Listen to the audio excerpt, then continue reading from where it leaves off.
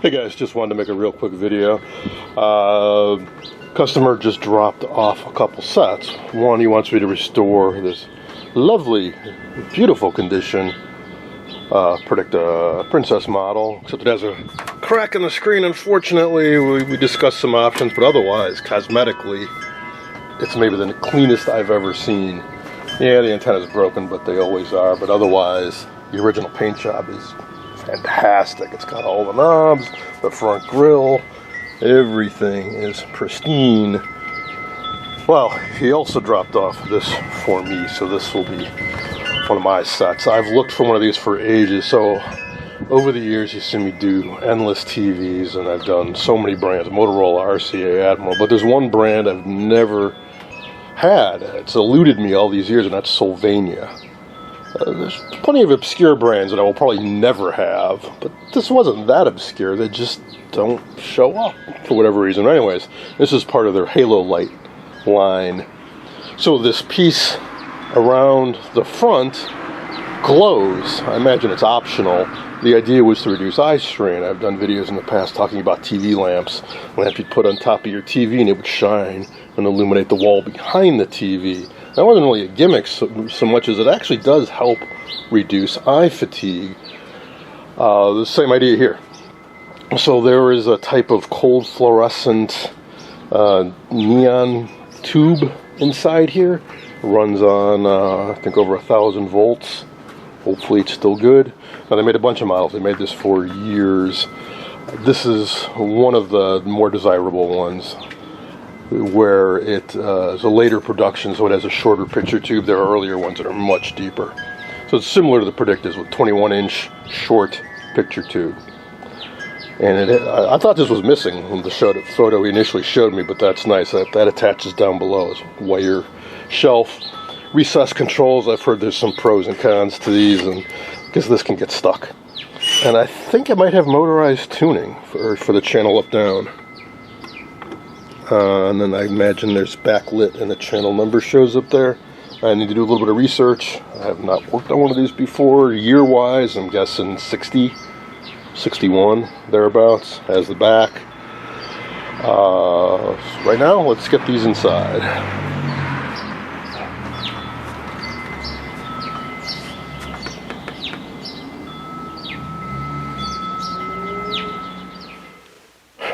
Alright, here's a closer look at the back.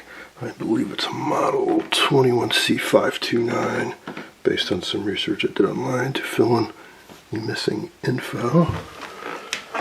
Here's a better look at the control panel. So it's spring-loaded, and it's meant to completely hide away. You push down, and it slides over. I read those can be a little finicky.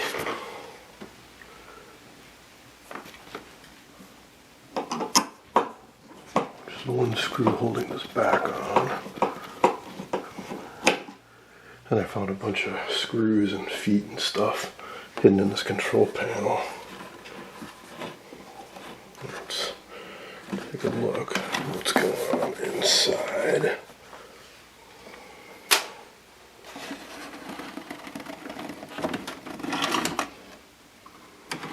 Oh. Okay, so this was transported, it looks like, with when the chassis unsecured. But it's a rather different construction technique. Oh, it's been worked on at some point too. I think that's a newish cap. So this was made in 1960. It's a little new for 1960, but it could have been repaired like in the 70s. But anyway, yeah, that's not so good.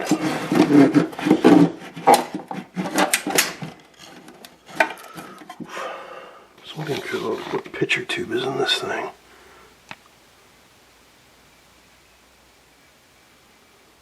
Is it even on here? Look like it. Because the service info I looked up on Sam's, and what I found, I'll show you in a bit, doesn't quite match. It's for a 23-inch model.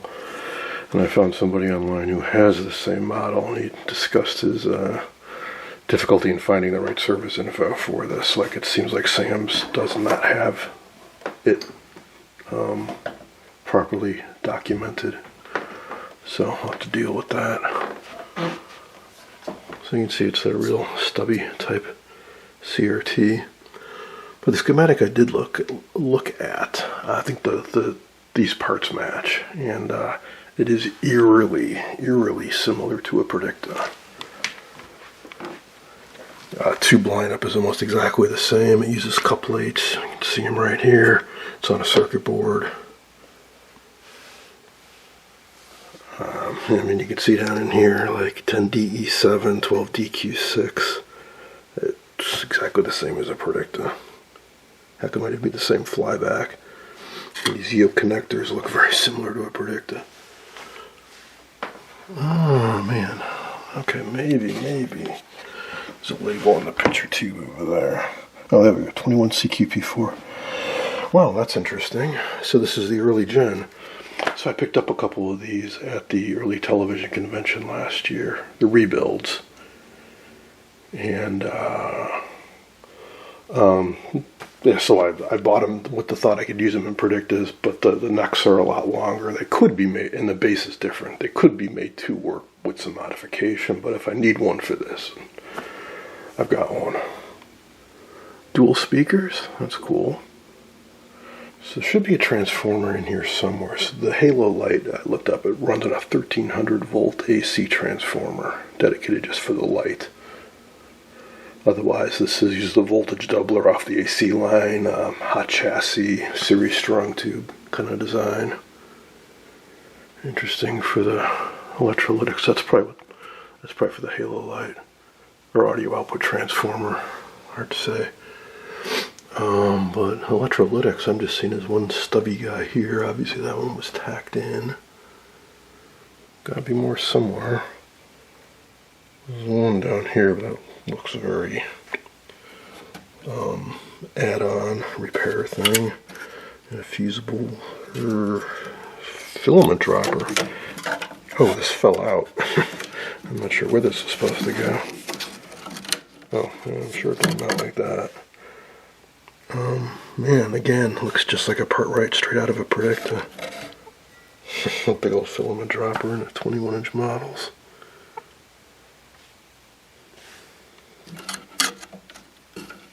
Yeah, man, I don't know. Well, that's got to be a repair.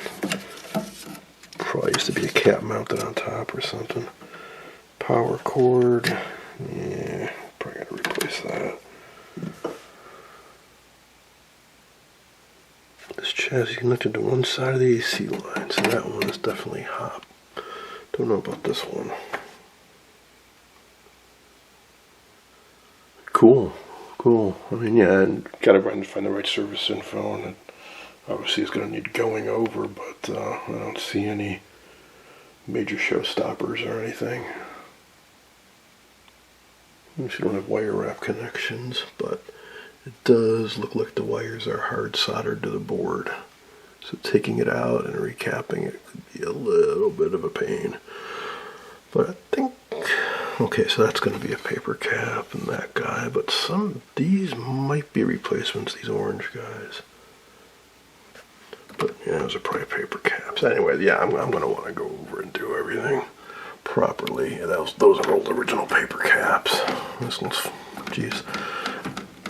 No doubt we got to examine the circuit board, because there's got to be a broken trace on the other side of that, because it is just flopping around.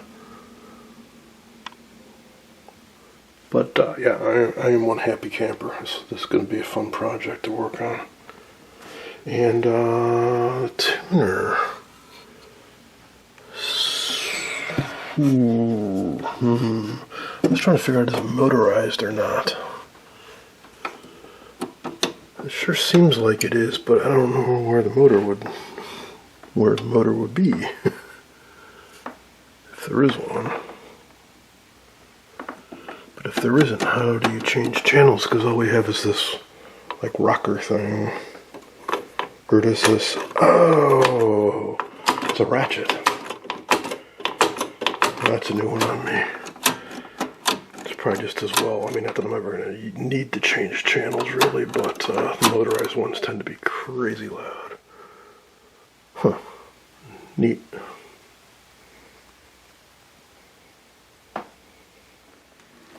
Here we are the next day, and I've had time to do a little bit of reading, a little bit of research, so I can point out a few more things. One, somebody had asked about this control. I posted some photos online. They were wondering what this goes to. Well, unfortunately, it's broken loose because this chassis got dislodged, but pretty sure it goes to that or that. And that's vertical hold, as indicated on the back of the cabinet as well. The sync circuits are down here. The IF and sound are up here. I think part of the reason they did that, well, it's the same reason that Philco did it for the Predictas. It gives you more flexibility with cabinet designs. They used these basic chassis in circuit boards in a lot of sets. Tabletop, Halolight, non-Halolight, etc. Speakers. An eagle-eyed viewer noticed that the speakers aren't the same. No, they are not. If you look at the frame on this guy and on that, so that has holes and the other one has slots. I looked in the SAMs, I was thinking, well, maybe one got replaced, but no, they actually do have two different part numbers. One is a concentric speaker, meaning it has an integral tweeter, probably a paper cone in the center, a smaller paper cone in the center of the larger paper cone, one for the lower or mid frequencies and one for the higher frequencies. So that is what that's all about. Now the service info, that gets a little more complicated. Let's talk about that next. I think I might have a little bit of a challenge ahead of me in that regard.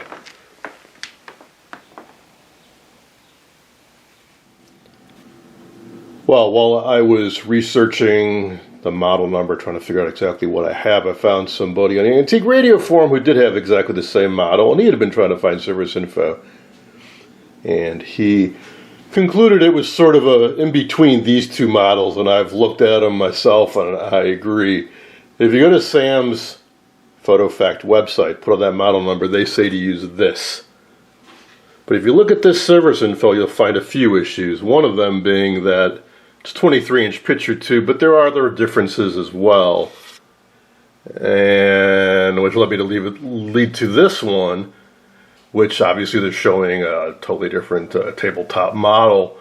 But when you start scrolling through this, they do mention the exact model I have in some of the notes on the schematic. So it's somewhere in between these two. This one's dated 1959. It's a little bit older Sam's set, and this one is dated 1960. But let's stick with this one because it's a little bit easier to, well, because this one is more focused on the Halolight feature, so they show that in the schematic right here, the Halolight. Hopefully the focus will improve. There we go. So that has a power transformer dedicated to it. 1300 volts VAC going to this cold cathode fluorescent light tube. If it's bad, I suspect I won't be able to find a replacement. So I'll have to figure out something if I want that feature to work, like use white LEDs. Now I had also mentioned similarity to the Philco Predicta. Let's start with the power coming in. If you ever worked on a particularly 17-inch series strung Predictas, this will look kind of familiar to you. You know, the power coming in, one branch goes to that 41 ohm 20 watt resistor. That's that big sand coated power resistor we saw, and it's tapped, so I suspect it's used somewhere else in here. Those taps might be for other model variations. It's there because that feeds all the filaments on all the tubes, and they don't add up to the line voltage, so that resistor is there to make up the difference. And if the tube lineup changes, you're going to want to vary that so that likely have taps on that power resistor to accommodate different models. For the B plus voltage doubler, 2 diodes, we have a fusible resistor, just like the Predictas do. with the filter choke, and then some power resistors to divide it down, and there is our, or there are the various voltages for the various circuits. Now, as far as the circuits themselves go, very, very similar design and very, very similar tube lineup. For example, the IF tubes are 3BZ6s. I believe that's what the 21-inch Predictas use. Few differences. This does use a solid state detector, whereas the Predictas use a diode. And this has a 12 BY7 video out versus, I think, a 6AW8 used in the Predictas. But the design concepts very similar. They both use couplates. We got one in there. We've got another one down here. 6 CG7 used in both sets. 12 DQ6 but used in both sets. One other variation here is they use a 3AL5. Same thing as a 6AL5, just different filament voltage for the AFC. Whereas in the Predictas they use a combo tube that's got, I believe, a triode and 2 diodes to reduce the tube count a little bit. Both use a 10DE7 for vertical multi-vibrator oscillator, and the output, and a similar type feedback circuit. And at least it's all on one page. They use a 12AX4 damper. Predict uses a 12D4 damper. Essentially the same thing. Another couplate here. I think that's for the pulse network to do, to blank the vertical retrace period. Nice feature. No DC restoration. It's fairly minimal. For the audio, slightly different with the tube lineup, 9BR8 sound IF, 5DT8 detector, 5DT8 AF amp, and 5AQ5 output. And there are those 2 speakers. And that's some variations with different models, but on mine there is one 6x9 coaxial and one 6x9 conventional. So, nothing can't handle. I think the trickiest part is going to be getting out those printed circuit boards. Service info is pretty comprehensive. I'm hoping it matches pretty well. They show in detail the circuit board's parts locator.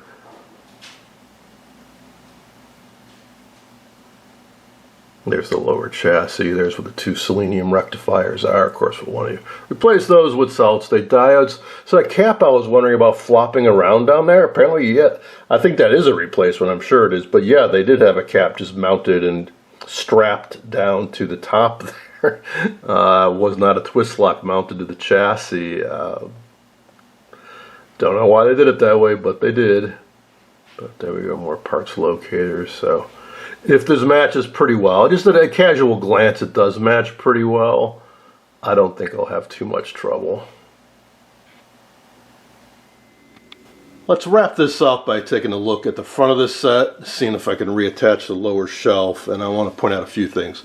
Okay, so the most striking thing about this is the Halolight. So what is a Halolight? So we have translucent plastic with a light source behind it. You can vary the intensity. So immediately I was asked, was it a sales gimmick? What was the point? Did it actually work? What's it all about? It's to reduce eye strain. You might be thinking, well, why would you have eye strain? You gotta remember, if you ever watched TVs from the 40s into the 50s, it's not like watching a TV now. It's not like watching a TV from the 80s or 90s. They were dim. Now they got a bit brighter by this, to be fair. But especially in the 40s, you basically had to turn the lights off or watch it in the evening. If you're watching it in bright daylight or brightly lit room, you're gonna have a tough time. So, if you're watching it at night, and you turn off all the lights, and you're watching the screen, it's a small screen, you're squinting your eyes, it's the only light source in the room, it leads to a lot of eye strain.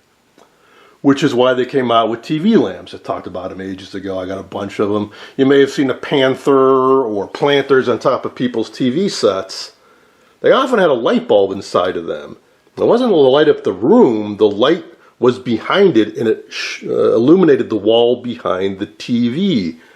To basically do the same idea with this is to make a faint light source haloing the main light source. It does reduce eye strain. This wasn't really just a gimmick. I mean, yeah, they obviously promoted it. It was kind of gimmicky the way they did that, but they made these for nearly a decade. It wasn't just one or two models. They used them in a lot of models. Those are premium models because, of course, it added to the cost, and not everybody cared to pay extra for that feature. But, yeah, they do help. Now, another thing I wanted to touch on was construction quality, material quality.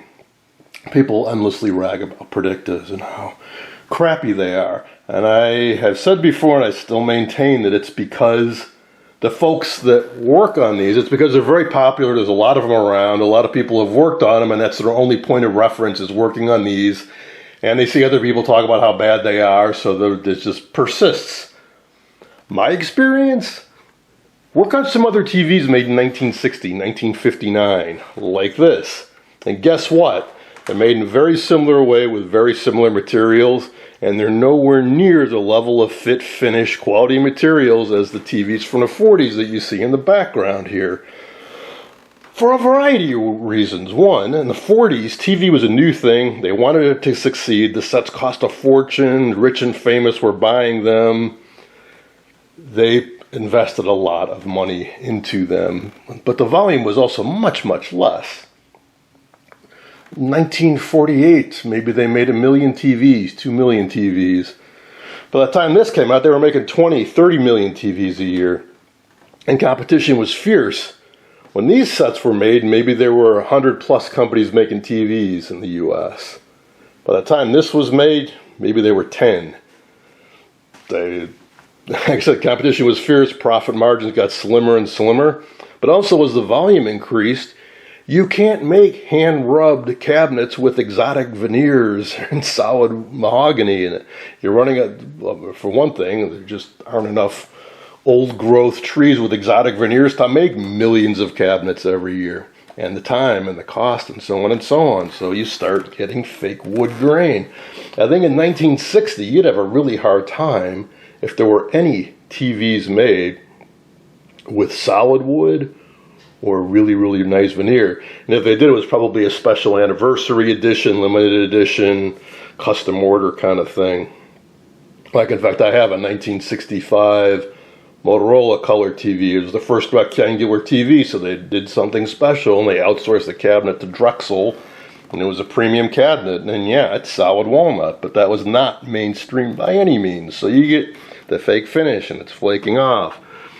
It kind of cheap trim that's glued on, grill cloth that's detaching. I mean, yeah, of course, sure, it's old and it's been used, but that's the norm. It's not just one or two low-end brands that did it. They were all doing it. They all switched to circuit boards, except, yes, famously, they kept the point-to-point wiring going. But, you know, that's the way it is. So let's take a look at this. So yeah, we've got some condition issues. We've got some flaking fake finish. We've got some detaching trim. We've got some detaching cloth detail. We've got a bent leg back there. And that one's kind of bent too.